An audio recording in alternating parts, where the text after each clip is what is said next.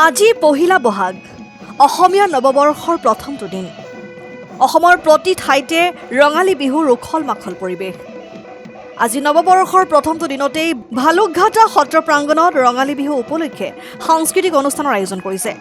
অনুষ্ঠানটোত বিভিন্ন ধৰণৰ কাৰ্যসূচীৰ আয়োজন কৰিছে 53 সংখ্যক ভালুকঘাটা ৰঙালী বিহু সন্মিলন সমিতিয়ে মাৰাথন দৌৰ স্মৃতি তৰ্পণ পতাকা উত্তোলনৰ লগতে বয়োজ্যেষ্ঠ ব্যক্তিৰ পৰা আশীৰ্বাদ গ্ৰহণ বিভিন্ন খেল ধেমালি প্ৰতিযোগিতা ভেকচন প্ৰতিযোগিতা সাহিত্য চৰা প্ৰতিযোগিতা বন্তি প্ৰজ্বলনৰ লগতে বিভিন্ন কাৰ্যসূচীৰ আয়োজন কৰিছে কাৰ্যকৰী সমিতিৰ সভাপতি দিলীপ শৰ্মা সম্পাদক বসন্ত কলিতা উপসভাপতি দেৱেশ্বৰ দাস সহ সম্পাদক শচীন কলিতাৰ লগতে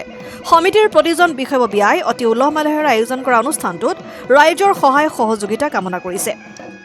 গোটেই অসমবাসীকে আমি আমাৰ এই ক্ষুদ্ৰ অঞ্চলটিৰ পৰাই ৰঙালী বিহুৰ শুভেচ্ছা আৰু শুভেচ্ছা জ্ঞাপন কৰিছোঁ আৰু আটাইৰে কুশল কামনা কৰিছোঁ আজি আমাৰ কাৰ্যসূচী হৈছে প্ৰথম কাৰ্যসূচী হ'ল মিনি মাৰাথন দৌৰ প্ৰতিযোগিতা তাত প্ৰায় 27জন প্ৰতিযোগী অংশগ্ৰহণ কৰিছিলে দ্বিতীয় কাৰ্যসূচী হৈছিল আমাৰ স্মৃতি তৰ্পণ প্ৰাকৃতিক দুৰ্যোগবশতঃ আমি স্মৃতি তৰ্পণ কাৰ্যসূচীটো সুচাৰুৰূপে পালন কৰিব নোৱাৰিলোঁ তাৰ পিছৰখিনি আছিল আমাৰ পতাকা উত্তোলন আৰু পতাকা উত্তোলন আমাৰ ভালদৰে হ'ল আপোনালোকে দেখিবলৈ পাইছে আৰু পতাকা উত্তোলনৰ পিছত আমাৰ এইবেলি সৰ্বপ্ৰথমবাৰৰ বাবে আমাৰ এই অঞ্চলত বিহু কৰ্মশালা আয়োজন কৰা শিল্পীসকলে দলীয় বিহু নৃত্য প্ৰদৰ্শন কৰিছে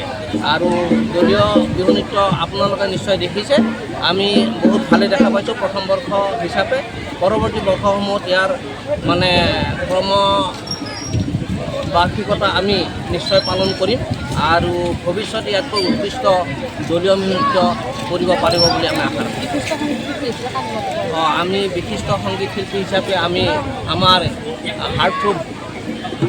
জুবিন গাৰ্গৰ শেষৰ শিল্পীগৰাকী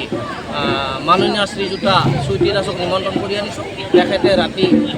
12 বজাৰ পৰা অনুষ্ঠান পৰিৱেশন কৰিব news desk report N24 Assam